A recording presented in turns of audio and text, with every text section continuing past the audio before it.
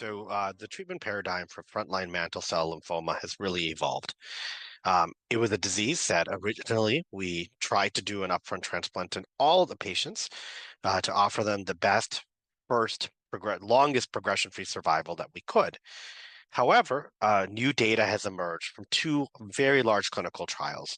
The first is the Triangle study, which largely showed that if you include a BTK inhibitor as part of induction and maintenance, that actually you get better outcomes than patients who did not get a BTK inhibitor but got a transplant.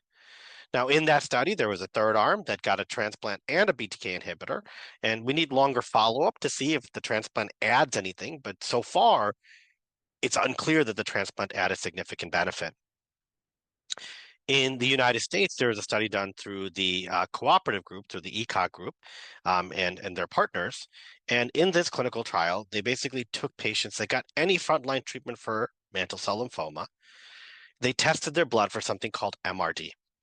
And if they were MRD negative, meaning no minimal residual disease, then they were randomized to getting a transplant or no transplant.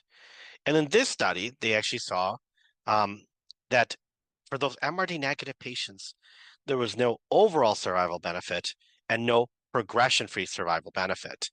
And so taking these data sets together, what I'm doing is offering a BTK inhibitor in the front line because we know that improves outcomes, checking that MRD at the end of treatment. And if you're MRD negative, I am no longer recommending a stem cell transplant.